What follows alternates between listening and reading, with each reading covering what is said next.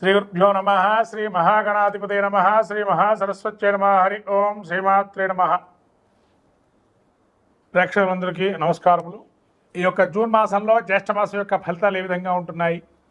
ఈ యొక్క జ్యేష్ఠ మాసంలో మనకు అరుదైనటువంటి అనేకమైనటువంటి జయంతోత్సవాలు కూడా ఉన్నాయి. అలానే నిర్జల ఏకాదశి ప్రత్యేకంగా చెప్పవలసిందిగా, అలాగే ఈ యొక్క జ్యేష్ఠ మాసంలో కొన్ని రహస్యములు కూడా ఉన్నాయి. అది దశమహావిద్యలకు సంబంధించినటువంటి జయంతోత్సవాలు, అలానే పౌర్ణిమ, ఏకాదశి, సంకష్టహర చతుర్థి, యోగములు కొన్ని ఉన్నాయి. ఇటువంటి విశేషమైనటువంటివి ఈ జ్యేష్ఠ మాసంలో కూడా మనకు కనబడుతున్నాయి. ఈ జ్యేష్ఠ మాసంలో మనము ప్రత్యేకంగా ఏ దేవతను ఆరాధన చేయాలి, ఏ దేవుణ్ణి పూజించాలి అనుకున్నట్లయితే ముఖ్యంగా విష్ణుమూర్తి యొక్క అవతారాలు ఏవైతే ఉన్నాయో వాటిని ఆరాధన చేయాలి. అట్లనే మనకు వట సావిత్రి వ్రతం అనేటువంటిది, ఏరువాక పౌర్ణిమ, ఇలా రకరకాలైనటువంటి శుభాది కార్యక్రమాలు ఎక్కువగా ఉన్నాయి. అలా త్రివిక్రముని యొక్క ఉద్భవము, బలిచక్రవర్తి యొక్క విశేషమైనటువంటి భాగవతంలో చెప్పబడినటువంటి బలిచక్రవర్తి ఇచ్చేటువంటి భూదానము, ఇవన్నీ కూడా మనకు ఇటువంటి మహత్తరమైనటువంటి జ్యేష్ఠ మాసంలో ఉన్నాయి. కాబట్టి ఈ జ్యేష్ఠ మాసంలో అందరూ కూడా దేవీ దేవతారాధన చేసుకొని తను అనుగుణంగా స్వామి దేవీ దేవతానుగుణం కలిగి ఉత్తమమైనటువంటి ఫలితాలు పొందాలని ఆశిస్తున్నాము. జూన్ మాసం జ్యేష్ఠ మాసం కుంభరాశి యొక్క ఫలితాలు చూసినట్టయితే కుంభరాశికి ధనిష్ట నక్షత్రం 3-4 పాదాలు, శతభిష నక్షత్రం 4 పాదాలు, పూర్వభద్ర నక్షత్రం 2-3 పాదాలు ఈ యొక్క కుంభరాశి. కుంభరాశి యొక్క గ్రహస్థితి చూసినట్టయితే జన్మంలో రాహు, ద్వితీయంలో శని, తృతీయంలో శుక్రుడు, చతుర్థమందు రవి, తదుపరి బుధుడు కూడా అక్కడే.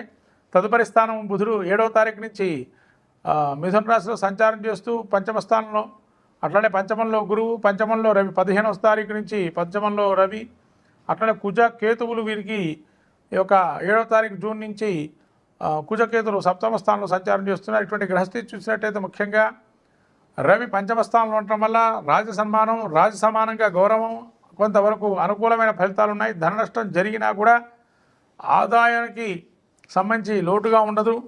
అలానే శత్రు భయము, కొంత శత్రువుల భయాలు ఉండే అవకాశం ఉంటుంది.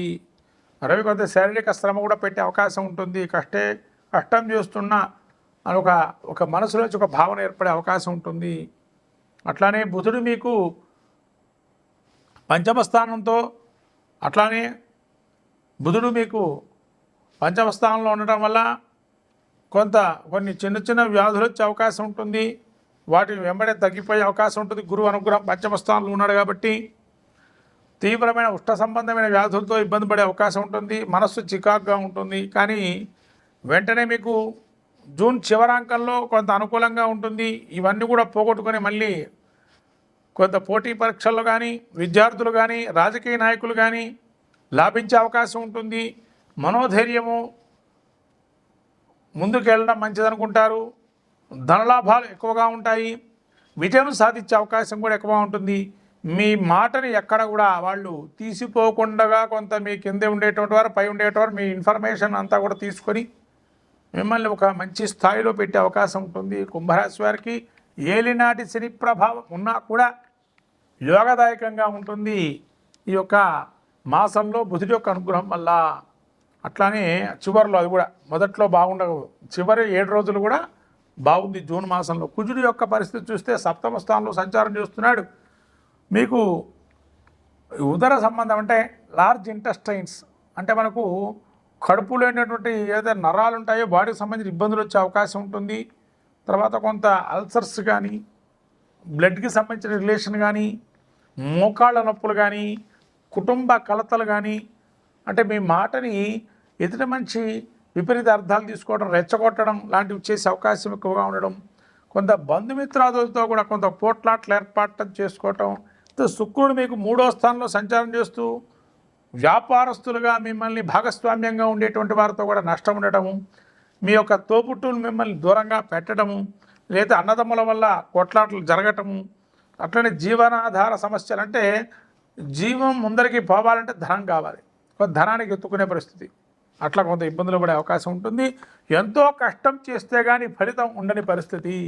ఈ విధంగా కొంత కార్యాలు కూడా విఘ్నంగా ఉండే అవకాశం ఉంటుంది ఈ విధంగా. కాబట్టి కొంత శుక్రుడు ప్రతికూలంగా ఉన్నాడు. గురువు చూస్తే మరి పంచమ స్థానంలో గురువు ఏ విధంగా ఉన్నాడయ్యా? మనోవాంఛా ఫలసిద్ధి. గురువు యోగప్రదంగా ఉన్నాడు కాబట్టి ఈ యోగాలను కూడా ఒక్కసారిగా తీసేస్తాడు. ఈ నెలలో గురువు కూడా అట్లానే మంచి యోగదాయకంగా ఉన్నాడు.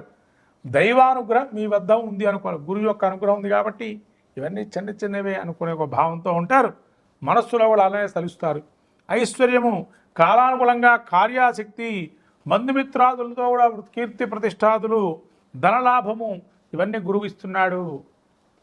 అయితే ఒక్క మనసులో ఏంటంటే ఇప్పటివరకు కూడా కొంత అవయోగాలు ఉన్నాయన్నారు, ఏలినాటి శని ప్రభావం ఉన్నారు, ఇన్ని ఉన్నాయన్నారు. కానీ మళ్ళీ కూడా ఈ గురువు ఇన్ని యోగం ఇస్తున్నాడు కదా మరి ఇక్కడ అంటే జన్మంలో రాహు ఉన్నాడు.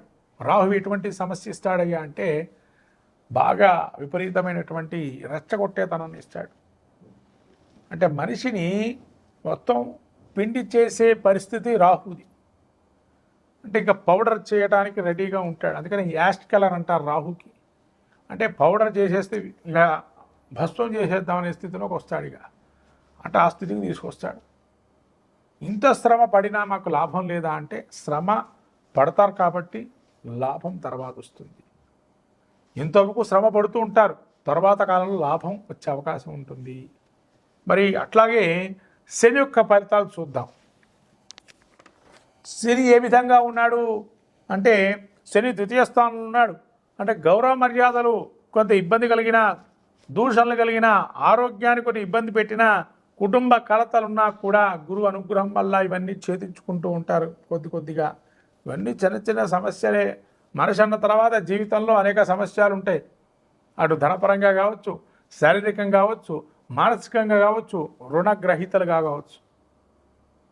కాబట్టి అలా మిమ్మల్ని పీల్చి పిప్పి చేసినా కూడా గురువు అనుగ్రహంతో బయటపడతారు.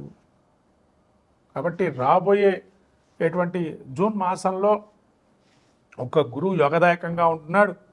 అట్లానే కేతు చూసినట్టయితే మీకు ఎలా ఉందయ్యా మరి కుంభరాశి వారికి అంటే మిమ్మల్ని వేర్పాటు చేయటం అంటే మిమ్మల్ని సపరేట్గా చూడటం, మిమ్మల్ని సపరేషన్ చేద్దాం, యోగదాయకంగా అందరితో కలిసి ఉంటే మిమ్మల్ని ఎప్పుడు సపరేట్ చేసి కట్ చేద్దామని ఆలోచిస్తూ ఉంటారు కొంతమంది జనాలు. మిమ్మల్ని ఎట్లా కట్ చేయాలా, వీడు పైకి వస్తాడేమో అని కట్ చేద్దామని ఆలోచనతో ఉంటారు. కాబట్టి కొంతవరకు ఇబ్బందికరంగా ఉంటుంది. ఈ విధంగా కేతు ప్రతికూల ఫలితాల వల్ల అంటే మిస్కమ్యూనికేషన్స్ విపరీతంగా ఉంటాయి. ఆ కమ్యూనికేషన్ గ్యాప్ని పూడ్చుకునే ప్రయత్నం చేయండి. ముఖ్యంగా రాహుని బలపరచుకోండి.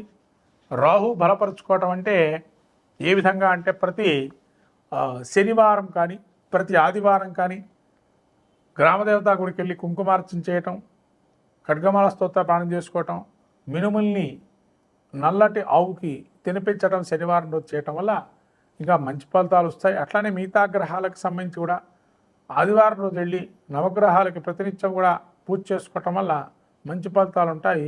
అందులో రాహుకాలం కలిసి వచ్చే సమయం ఆదివారం రాహుకాల సమయంలో మీరు ఆదివారం రోజున కుంభరాశి వారు ఈ యొక్క సాయంత్రం వేళ వరకు ఉపవాసం చేసి నవగ్రహ పూజ చేసుకొని అక్కడ ఉన్న దేవతామూర్తిని ప్రధాన దేవాలయాన్ని దర్శనం చేసుకొని ఇంటికి వచ్చి ఉపవాస దీక్ష విరమించు చేసుకోవటం వల్ల మంచి ఫలితాలు ఉంటాయి. జూన్ మాసంలో కుంభరాశి వారికి. శ్రీమాత్రే నమః.